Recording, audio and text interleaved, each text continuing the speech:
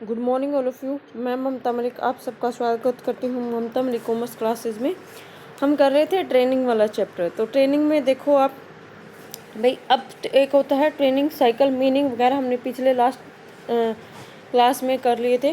तो इसमें हम पढ़ेंगे ट्रेनिंग का साइकिल क्या होता है। सबसे पहले तो हमें ट्रेनिंग की नीड को एनालाइज करना होगा, देन उसके बाद नेक्स्ट स्टेप पे जाएंगे, क्योंकि हमें कुछ फील होगा कि हमें किस वजह से ट्रेनिंग की नीड है।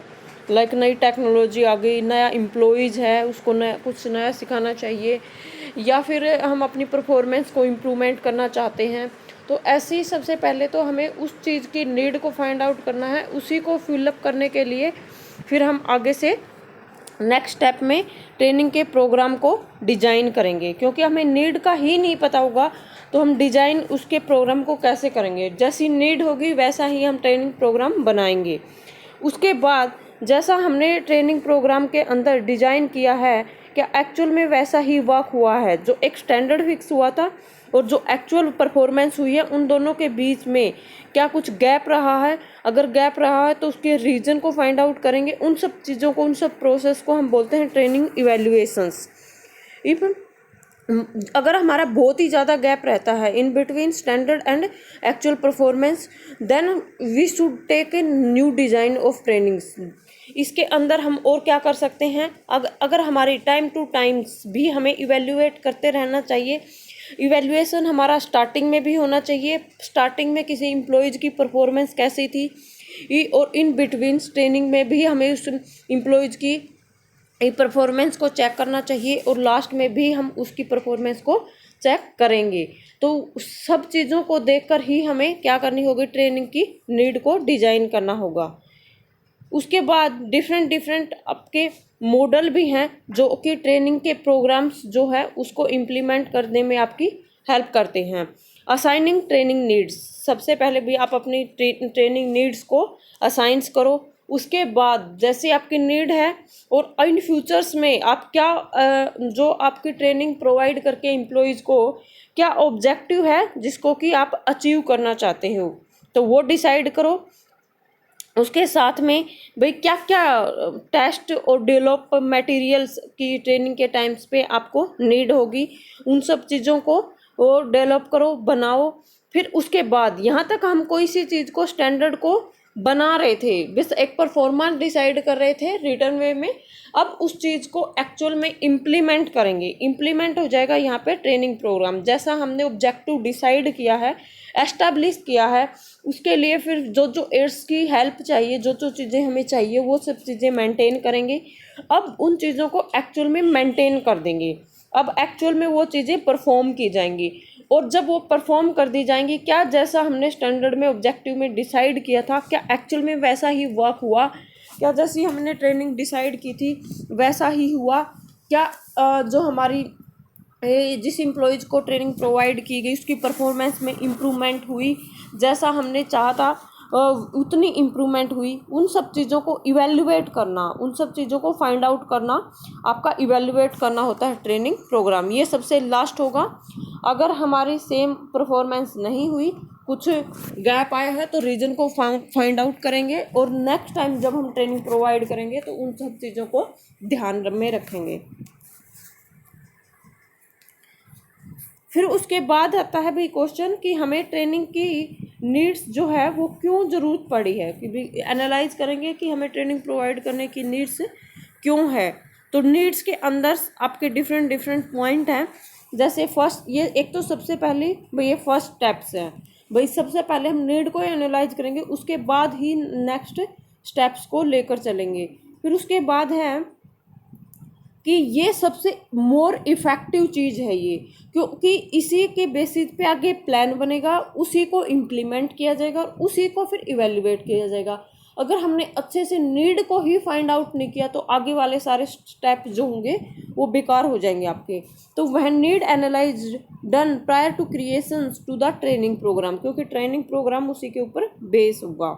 अब देखो भी नीड आपकी किस टाइप्स की हो सकती है? हो सकता है कि ऑर्गेनाइजेशंस को नीड हो, हमारी ऑर्गेनाइजेशन के अंदर कोई ऐसी इम्प्लीमेंटेशंस, अदर ऑर्गेनाइजेशन के पास तो एक्सपर्ट एम्प्लॉयज़ हैं, हमने एक्सपर्ट को हायर ही नहीं किया, तो हमारी ऑर्गेनाइजेशंस को ही नीड हो सकती है। उसके अलावा कोई ऐसा नया ऑर्गेनाइजेशंस का गोल हो गया जो कि हमारे लिए अभी न्यू है, तो उसके अंदर अकॉर्डिंग भी हमें क्या हो सकती है? नीड हो सकती है। इन्होंने 3 टाइप्स की नीड दे रखी हैं भैया आपके लिए। फर्स्ट जो है ऑर्गेनाइजेशनल एनालिसिस, भाई ऑर्गेनाइजेशंस को एनालाइज करेंगे आपकी ऑर्गेनाइजेशन को इन फ्यूचर्स में क्या मिशंस है, क्या अचीव करना चाहती है वो, उसके अकॉर्डिंग ही वर्क चाहिए। फिर हम कैपेबिलिटी चेकआउट करेंगे कि हमारे एम्प्लॉयज़ की क्या कैपेबिलिटीज़, क्या वो उसके अकॉर्डिंग वर्क कर सकते हैं क्या। फिर देखो ऑर्गेनाइजेशंस का जो मिशंस है उसके लिए जो जो वो एम्प्लॉयज़ को परफॉर्म करना है, परफॉर्म क्या करते हैं, कोई टास्क को ही एनालाइज करेंगे, तो हम कोई एक वर्क स्पेसिफिक हमने डिसाइड कर रखा होगा, उस टास्क को एनालाइज करेंगे, और उस टास्क को करने के लिए हमारे पास एम्प्लॉयज़ होने चाहिए, और एम्प्लॉयज़ की कैपेबिलिटी को चेकआउट करेंगे, तो हम it means we can check out person analyse. मैं दोबारा से एक एग्जांपल देती हूँ, जैसे मान लो हमारी ऑर्गेनाइजेशंस के अंदर से हमें मैन्युफैक्चरिंग करना है, और मैन्युफैक्चरिंग हमारी यूनिट हमें बनानी है, 10 लाख यूनिट हमें न्यू है प्रोड्यूस करनी है, तो उसके अकॉर्डिंग ऑर्गेनाइजेशन का एनालाइज कर लिया कि वो ऑर्गेनाइजेशन का स्टैंडर्ड क्या है। बाद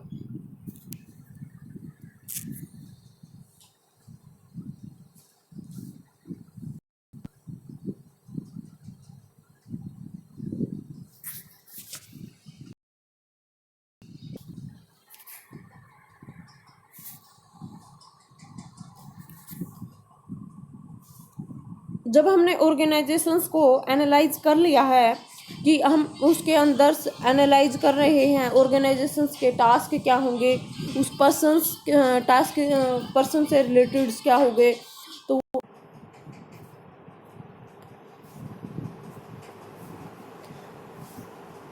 जो काम को परफॉर्म करेगा उन पर्सन्स की कैपेबिलिटी कैसी है, वो सारी चीज़ें एनालाइज करेंगे इसके अंदर। फिर उसके बाद आता है नीड जो एनालाइज होती है वो डेमोग्राफिक भी एनालाइज किया जाता है कि जिस एरियाज में हम वो काम स्पेसिफिक परफॉर्म करेंगे उस सब को भी हम एनालाइज करना ज़्यादा ज़रूरी है। डेमोग्राफिक एनालाइज में आइडेंटिफाई करते हैं कि ट्रेनिंग की कौन से एरियाज में किस ग्रुप को, किस मैन को, वुमेन को, किस टाइप्स की मोनिटरीज एम्प्लॉयज़ को डिफरेंट एज के अकॉर्डिंग कि किस पर्सन्स को, किस डिपार्टमेंट्स को किस टाइप्स के ट्रेनिंग की नीड है, वो सब चीज़ें एनालाइज की जाती हैं डेमोग्राफिक के अंदर। देखो आपका सबसे पहला पॉइंट था कि ऑर्गेनाइजेशन के अंदर एनालाइज करना। ऑर्गेनाइजेशन के अंदर हम क्या क्या चीज़ें एनालाइज कर सकते हैं कि ऑर्गेनाइजेशंस का गोल क्या होगा, जो मैंने आपको एग्जांपल दिया था, ऑब्जेक्टिव क्या रहा है उसका ऑर्गेनाइजेशंस का। उसके बाद आपका हो सकता है उसका इकोनॉमिक लेवल कैसा है, कि अगर मान लो वो ट्रेनिंग प्रोवाइड कर भी रही है तो उसके ऊपर कितना इन्वेस्टमेंट कर सकती है, वो इन फ्यूचर्स में अपने आप को कहाँ देख सकती है, पर्सन पावर्स जो एनालाइज कर रही है प्लान कितना कर सकती है, उसका क्लाइमेट कैसा है, अगर हमारी ऑर्गेनाइजेशन एम्प्लॉयज़ के बारे में क्या सोच रही है, वो एटीट्यूड सर्वे कैसा है उनका, रिसोर्सेज को कितना ज़्यादा एनालाइज कर सकती है। यहाँ पर सब कुछ जो सोचा जा रहा है वो किसके बारे में सोचा जा रहा है, एक ऑर्गेनाइजेशंस के बारे में ही सोचा जा रहा है। उसके बाद था जो नेक्स्ट पॉइंट है आपका, वो है टास्क एनालिसिस। जो चीज़ हम काम करना चाहते हैं उसके लिए किस टाइप के पर्सन्स की नीड होगी, वो काम कैसा है, उस चीज़ को एनालाइज करना। जैसे टास्क इन्वेंट्रीज इन्होंने बोल रखा है, भाई टास्क इन्वेंट्रीज कैसी है, इंटरव्यूज कैसे होंगे, परफॉर्मेंस कैसी अपीयरेंस करनी होगी, मीन्स किसी पर्सन को कैसे वर्क करना है, वो कैसे चीज़ों को ऑब्जर्वेशन करेगा। जॉब डिस्क्रिप्शन मैं पूरा आपको बता चुकी हूँ भाई जॉब डिस्क्रिप्शन क्या होता है। जॉब डिस्क्रिप्शन का मीन्स होता है कि किसी पर्सन को क्या क्या ड्यूटी परफॉर्म करनी होगी। तो टास्क का मतलब ही यही होता है कि उसको क्या क्या काम करना है, उस चीज़ को एनालाइज करना। फिर उसके बाद उस पर्सन की कैपेबिलिटी कैसी है, अगर इन दोनों के बीच में आपका गैप ही नहीं है, जैसा काम करना है वैसी कैपेबिलिटी है, फिर तो ट्रेनिंग की नीड ही नहीं है क्योंकि वो वैसा ही परफॉर्म ही कर देगा। तो इस वजह से वो परफॉर्मेंस अप्रेजल उसका है कैसा, यहाँ पे भी आएगा परफॉर्मेंस अप्रेजल कि उसको काम करना कैसा है, और यहाँ पे भी आएगा क्योंकि एक एम्प्लॉयज जो हमारी ऑर्गेनाइजेशन के अंदर जो बंदा काम कर रहा है वो कैसा कर सकता है, वो कितना सर्वे कर सकता है, वो कैसा इंट्रूज फेस कर सकता है, उसकी स्किल कैसी है। देखो यहाँ पे जॉब डिस्क्रिप्शन आ रहा है और यहाँ पे मीन जॉब स्पेसिफिकेशंस आ रहा है, स्किल और नॉलेज टेस्टिंग वो सारी चीज़ें उसकी कैसी हैं। क्रिटिकल इंसिडेंट्स वो कितने फॉलो कर सकता है। क्रिटिकल इंसिडेंट्स मीन कोई कॉम्प्लिकेटेड वर्क आता है तो वो वहाँ पे ऐसा वर्क कर सकता है। ऑर्गेनाइजेशनल एनालिसिस में वही सेम भाई आपकी चीज़ें पर्पज को फाइंड आउट करेंगे, जो ऑर्गेनाइजेशन का पर्पज है उसको फाइंड आउट करेगा वो कैसी फैसिलिटीज़ इन हैबिट्स ट्रेनिंग इफेक्टिवनेस को कितना लेकर आना चाहता है, वो सारी चीज़ें हमारे पास कितना मनी है कि वो इन्वेस्ट कर सकती है ट्रेनिंग के ऊपर, कितने ऐसे एफर्ट हैं जो कि एम्प्लॉयज़ के ऊपर ट्रेनिंग के दौरान हम लगा सकते हैं, कितने हम एम्प्लॉयज़ को facilities trained leave organisation short period के लिए कोई एम्प्लॉयज़ आया उसको ट्रेनिंग प्रोवाइड कर रहे हैं, क्या फ़ायदा है, उसके ऊपर इन्वेस्टमेंट ज़्यादा हो रही है और थोड़े से काम टाइम के लिए वो काम करेगा। तो ये सब चीज़ें भी हम इसके अंदर चेकआउट करते हैं। फिर उसके बाद है ऑर्गेनाइजेशन एनालाइजिंग के अंदर ऑर्गेनाइजेशन का गोल कैसा है, क्या वो अचीव करना चाहती हैं इन फ्यूचर्स में, और क्या जो ट्रेनिंग हम प्रोवाइड करेंगे वो उसको गोल को अचीव करने में हेल्प करेगी हमारी या फिर नहीं करेगी, वो सारी चीज़ें भी इसके अंदर एनालाइज की जाती हैं। ऑर्गेनाइजेशंस की एबिलिटी कैसी है, एबिलिटी मीन्स जो हमने गोल डिसाइड किया है क्या एक्चुअल में हम वो चीज़ अचीव कर सकते हैं, उससे रिलेटेड जो ट्रेनिंग प्रोग्राम आपके हो सकते हैं वो सारी चीज़ें हम इसके अंदर कंडक्ट करेंगे। इन फ्यूचर्स आप ट्रेंड एम्प्लॉय जो तैयार करोगे क्या वो एक्चुअल में हमारी ऑर्गेनाइजेशन के लिए रेडीनेस हो सकता है वो शॉर्ट टर्म के लिए ही काम कर रहे हो, तो वो सारी चीज़ें भी हम इसके अंदर एनालाइज करेंगे। टास्क एनालिसिस में क्या क्या हो सकता है आपका, जो आपको एक ऑर्गेनाइजेशन के गोल को अचीव करने के लिए जो एक पॉजिटिव वर्क करना है, एक पॉजिटिव क्लाइमेट तैयार करना है ऑर्गेनाइजेशंस के अंदर, वो सारी चीज़ें इसके अंदर इंक्लूड होंगी। एक जॉब डिस्क्रिप्शंस वर्ड मैंने आपको बताया था कि एक स्पेसिफिक जॉब को परफॉर्म करने के लिए जो ड्यूटीज होंगी वो सारी चीज़ें टास्क के अंदर ही आएंगी आपकी। टास्क परफॉर्मेंस में हर एक एम्प्लॉय जिन जिन कंडीशंस में परफॉर्म्ड करेगा इन फ्यूचर्स में, अगर वो गोल को ऑर्गेनाइजेशन गोल को अचीव करने के लिए on those activities performed by our employees are included in task analysis. The competence need perform task under the identify conditions, वो सारी चीज़ें हम इसके अंदर ही एनालाइज करेंगे। मैंने नॉर्मल लैंग्वेज में आपको ये पहले भी बता दिया था कि टास्क एनालाइजिंग आपका क्या होता है।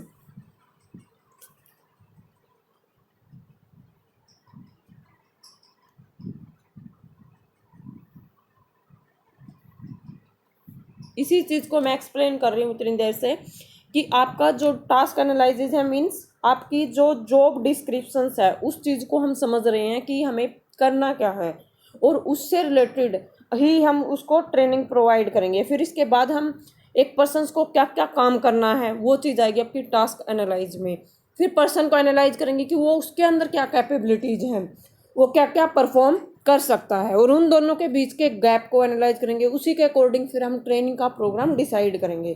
तो वही भाई क्या वो ट्रेनिंग के according freely easy times taken क्या वो सारी चीज़ें कर सकेगा, उस जॉब को पूरी तरीके से एनालाइज करेंगे। क्या ट्रेनिंग का जो प्रोसेस टास्क एनालाइजिंग का जो प्रोसेस होगा वो एक्सपेंसिव हो सकता है क्या, टाइम कंज्यूमिंग हो सकता है क्या, उससे रिलेटेड जो स्टेप्स होंगे कि एम्प्लॉयज़ जो हम जिस वे से एम्प्लॉयज़ को आइडेंटिफाई करेंगे, जिस वे से उसको ट्रेनिंग प्रोवाइड करेंगे क्या वो अच्छे से परफॉर्म कर पाएगा क्या, ये सारी चीज़ें इसके अंदर एनालाइज की जाती हैं। टास्क एनालिसिस जो होता है वो आपका साथ में how task can be learn in second columns, वो सारी चीज़ें भी टास्क होगा क्या। उसके बाद हम कर रहे हैं person analysis, third and final step होता है आपका ये। इसके अंदर जैसा हमारा काम डिसाइड हुआ था क्या एक्चुअल में उस वैसा एम्प्लॉयज़ है, अगर उसके अंदर कुछ गैप है तो उसके अकॉर्डिंग ही हमें ट्रेनिंग प्रोग्राम बनाना है, बस यही बात है इसके अंदर।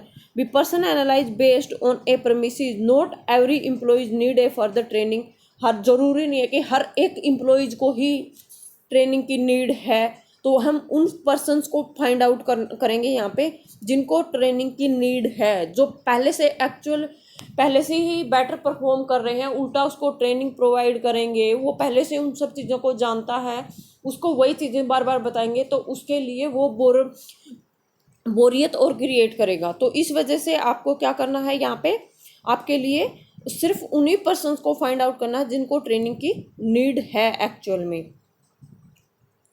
Determine the individual training needs for each employee. Person analyzes, utilize a performance, analyze sources, सर्वे करेंगे, इंटरव्यू लेंगे उनका, उनकी स्किल को, नॉलेज को टेस्ट करेंगे, तभी तो हमें ये फाइंड आउट होगा कि किस पर्सन को ट्रेनिंग की नीड है और किसको नहीं है। उनका इंटरव्यू ले सकते हैं, सर्वे कर सकते हैं, हम कंपनी के अंदर जाएंगे और चेकआउट करेंगे कौन पर्सन अच्छे से परफॉर्म कर रहा है, कौन नहीं कर रहा है। परफॉर्मेंस को अप्रेजल कर सकते हैं, उनकी नॉलेज और का टेस्ट ले सकते हैं, कुछ ऐसी कंडीशन क्रिएट कर देंगे उनके सामने कि वो उसमें कैसे परफॉर्म करते हैं। अगर जो बेटर वे से परफॉर्म करता है, उस क्रिटिकल इंसिडेंट्स को वो अच्छे से हैंडल कर लेता है, तो उसको ट्रेनिंग प्रोवाइड करने की नीड है ही नहीं। जो पर्सन से उसको अच्छे से हैंडल नहीं कर पाता है, उसको ट्रेनिंग प्रोवाइड करने की नीड है। तो उन सब चीज़ों को हम वहाँ पे उसको हम ट्रेनिंग होगी वो प्रोवाइड आपकी कर दी जाएगी।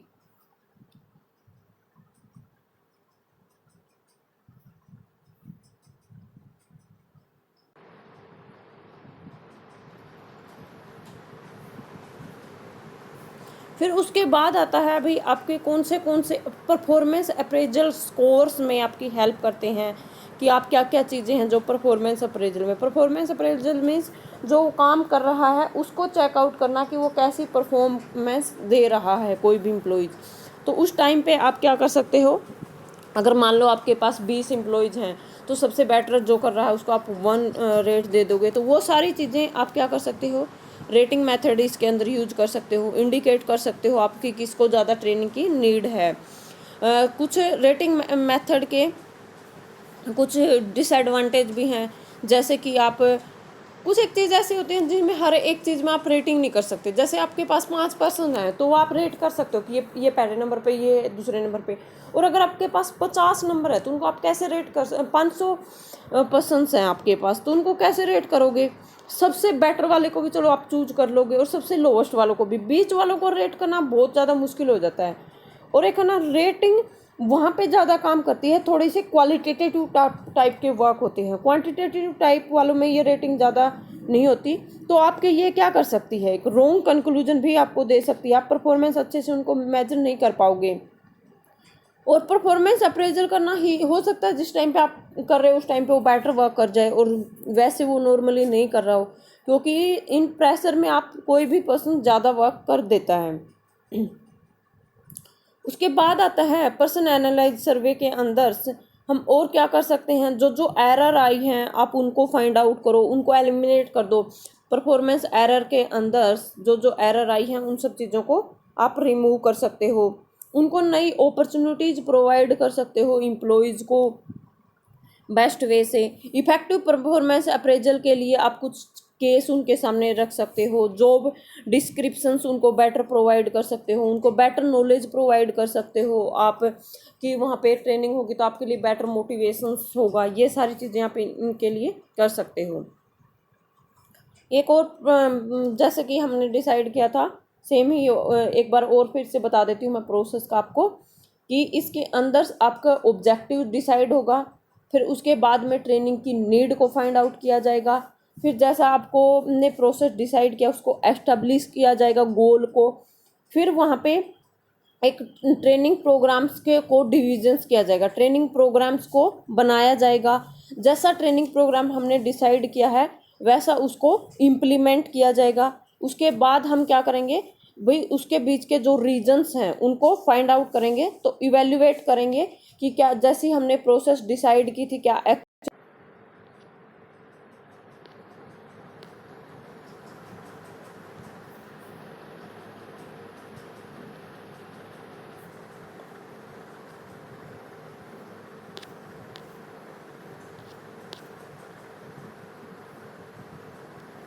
देखो, अगर आपने जैसी नीड है आपके ट्रेनिंग प्रोसेस की जैसी नीड है और जैसे आपके पास कंपोनेंट हैं उन सब चीज़ों के बीच में आपको मैच करना होगा, उसी के अकॉर्डिंग तो आप काम करोगे। आपका डिफाइंड ऑब्जेक्टिव भी आपका डिफाइंड होना चाहिए। आपका लेसन प्लान क्या होता है कि जो चीज़ें हम फ्यूचर्स में करेंगे वो उनका थोड़ा सा कंक्लूजन वे से एक तरीके से लिख लेना रिटर्न फॉर्म में, इन फ्यूचर्स में हमें क्या करना उन चीज़ों को बोलते हैं। उसके बाद जो जो चीज़ें हमें अचीव करनी है वो चीज़ें हमने यहाँ पे डिसाइड भी कर ली। अब उनसे रिलेटेड जो जो मटेरियल की हमें नीड है उन सब चीज़ों को भी अक्वायर करेंगे। फिर ट्रेनर को, जो पर्सन से हम क्या कर, जो लीडर होगा, जो हमारे एम्प्लॉयज़ को ट्रेनिंग प्रोवाइड करेगा, वो सिखाएगा, उसको भी हम क्या करेंगे, सेलेक्ट करेंगे, उसको चूज आउट करेंगे। फिर उसके बाद सिलेक्ट मेथड होगा। फिर ट्रेनिंग प्रोग्राम का शेड्यूल चेक करेंगे कि किस टाइम पे हमें ट्रेनिंग जो है वो प्रोवाइड करनी है, कितने टाइम के लिए होगी, कैसे कैसे होगी, वो सारी चीज़ें शेड्यूल प्रोग्राम चेक डिसाइड किया जाएगा। फिर उसके बाद एक्चुअल में डिलीवरी की कर दी जाएगी। ट्रेनिंग जो है ट्रेनर जो हमारे एम्प्लॉयज़ होंगे उनको ट्रेनिंग प्रोवाइड कर दी जाएगी, इम्प्लीमेंटेशन आ जाएगा यहाँ पे। फिर उसके बाद में क्या, जैसा हमने डिसाइड किया था उन सब वैसी ही ट्रेनिंग हुई, उसका रिजल्ट वैसा निकला क्या, हम चाहते थे हमारे एम्प्लॉयज़ की परफॉर्मेंस बढ़ जाए, क्या ट्रेनिंग प्रोवाइड करने के बाद वो बढ़ी है, वो चीज़ चेकआउट करेंगे, उसको बोलते हैं इवेल्युएट करना।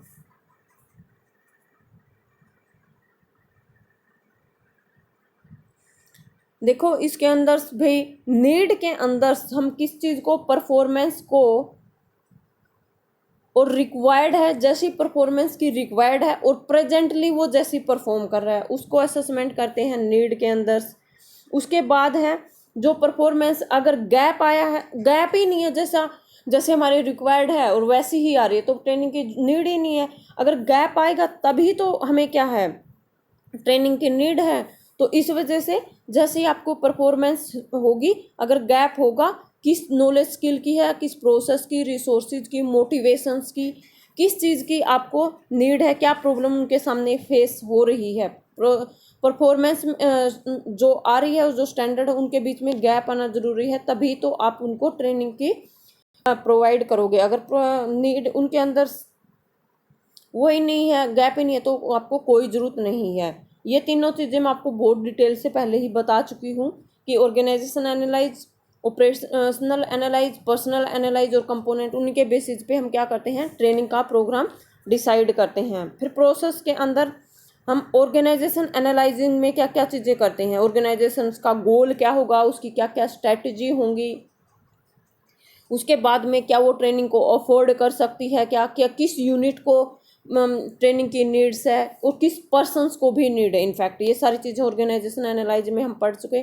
ऑपरेशनल एनालाइज हम पूरा डिटेल से पढ़ चुके हैं। इसके अंदर आपकी जॉब डिस्क्रिप्शन, जॉब स्पेसिफिकेशन और परफॉर्मेंस स्टैंडर्ड, इन सब रिलेटेड से आपको क्या वर्क करना है, कि कैसे स्किल वगैरह होनी चाहिए, वो सारी चीज़ें ऑपरेशन एनालाइज में आपकी एनालाइज की जाएंगी। ये भी हमने पूरा डिटेल से पढ़ चुके, कैसी नॉलेज, स्किल, एबिलिटीज आपको परफॉर्म करने के लिए चाहिए, क्या क्या रिक्वायरमेंट है, परफॉर्मेंस किस लेवल पे रिक्वायरमेंट है, नीड है आपको ट्रेनिंग प्रोवाइड करने के लिए। पर्सन एनालाइज, जो पर्सन वर्क करेगा क्या उसको एनालाइज करेंगे यहाँ पे कि उसको कैसे, कोई वर्क करने के लिए कैसे पर्सन्स की नीड है, क्या वो ट्रेंड है या फिर नहीं है। अब आते हैं कुछ ऑब्जेक्टिव हैं जो कि अभी ट्रेनिंग प्रोवाइड करने के क्या क्या ऑब्जेक्टिव होते हैं। एफिशिएंसी और प्रोडक्टिविटी इंक्रीज करने के लिए भी हमारे एम्प्लॉय जो है वो बेटर वे से काम कर सकें, भाई वो अच्छी परफॉर्मेंस कर सकें, जो पहले उनकी परफॉर्मेंस कम थी वो बढ़ जाए, उन सब चीज़ों को बढ़ाने के लिए हम क्या करते हैं, ट्रेनिंग प्रोवाइड करते हैं। लॉयल एम्प्लॉयज़, जब एम्प्लॉयज़ को मोटिवेटेड होगा उसको बेटर परफॉर्म करेगा। एक पर्सन है, देखो दो एम्प्लॉयज़ हैं हमारे पास, एक ए है, एक हमारे पास बी है। ए जो है एक दिन में सिर्फ 10 यूनिट बनाता है और जो बी है वो एक दिन में 150 यूनिट बना देता है। नो डाउट इसको तो बेटर वर्क करेगा तो इसको क्या होगा, ज़्यादा ही वेजेस पे करेंगे हम।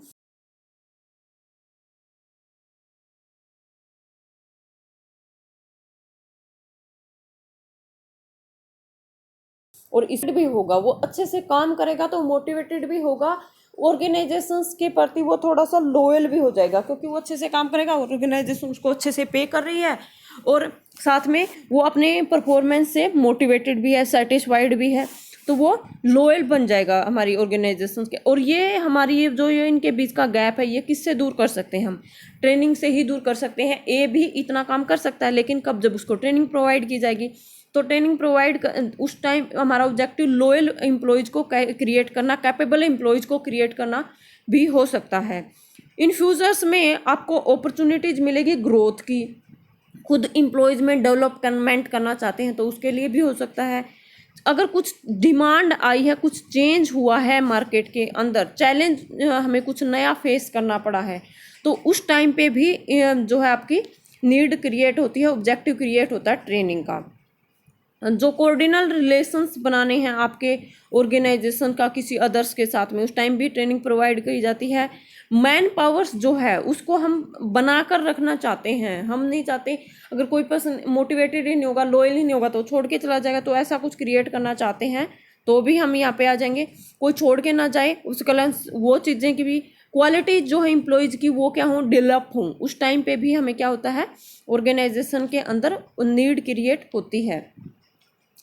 उसके बाद आता है आपकी इम्पोर्टेंस कि क्या इम्पोर्टेंस रखती है हमारी ट्रेनिंग और डेवलपमेंट्स जो हैं। तो एक तो यूटिलाइजेशन, जो ह्यूमन रिसोर्सेज जो हमारे पास, एक तो हमारे पास 10 पर्सन्स हैं, वो हर टाइम क्या करते हैं, 100 यूनिट बना रहे हैं, और एक हमारे पास 100 पर्सन्स हैं और जो 10 यूनिट बना रहे हैं। परफॉर्मेंस तो दोनों की नो डाउट सेम ही है, 1000 यूनिट ही बन रही है, लेकिन यहाँ पे तो रिसोर्सेज जो है, ह्यूमन रिसोर्सेज का बेटर यूटिलाइजेशन हो रहा है और यहाँ पे उनका बेटर यूटिलाइजेशन नहीं हो रहा। बेटर यूटिलाइजेशन मीन्स आप कम इन्वेस्टमेंट करके और ज़्यादा आउटपुट ले रहे हो। तो अगर ये सब चीज़ें कहाँ कैसे हम कर सकते हैं, आपकी ट्रेनिंग के थ्रू ही कर सकते हैं। हमारे जो डेवलपमेंट हो सकती है, स्किल ऑफ एम्प्लॉयज़ ज़्यादा होगी, ज़्यादा प्रोडक्टिविटी होगी। जब सब लोग मिलके काम करेंगे, अच्छे से काम करेंगे, तो टीम स्पिरिट भी उनके अंदर क्रिएट हो जाएगी। ऑर्गेनाइजेशन का कल्चर अच्छा होगा, बेटर वर्क करेंगे, ये ऑर्गेनाइजेशन बेटर वर्क करेगी, बेटर फैसिलिटीज़ एम्प्लॉयज़ को प्रोवाइड करेगी, तो वो कल्चर भी उनके लिए अच्छा होगा, इन्वायरमेंट हेल्थी होगा। समटाइम्स ज़रूरी नहीं है कि परफॉर्मेंस को ही इंक्रीज करने के लिए ही ट्रेनिंग प्रोवाइड की जाए, कुछ ऐसी मशीन टूल्स भी हो सकते हैं उनको यूज करने के लिए, कि नॉलेज प्रोवाइड करने के लिए, ताकि कुछ एक्सीडेंट वगैरह ना हो सकते हैं, कुछ हैजार्डियस इक्विपमेंट्स हो सकते हैं, केमिकल हो सकते हैं, उनको कैसे यूज करना चाहिए एम्प्लॉयज़ को, उन सब चीज़ों के लिए भी हमें क्या करना होगा, हेल्थी वर्किंग इन्वायरमेंट क्रिएट करने के लिए भी आपको क्या होता है, ट्रेनिंग की नीड इम्पोर्टेंट रोल प्ले करता है। ट्रेनिंग मोराल को बूस्ट करने के लिए, इमेज कैसी है, प्रॉफिटेबिलिटी भी, ये सारी चीज़ें भी हमें ट्रेनिंग प्रोवाइड करने से आपकी इंक्रीज होती हैं। आज के लिए इतना ही करेंगे। नेक्स्ट क्लास में हम करेंगे इसके मेथड, कुछ on the job training method होते हैं, कुछ ऑफ द जॉब ट्रेनिंग होते हैं, वो हम सब नेक्स्ट क्लासेज में करेंगे। आज के लिए इतना ही। Thank you so much.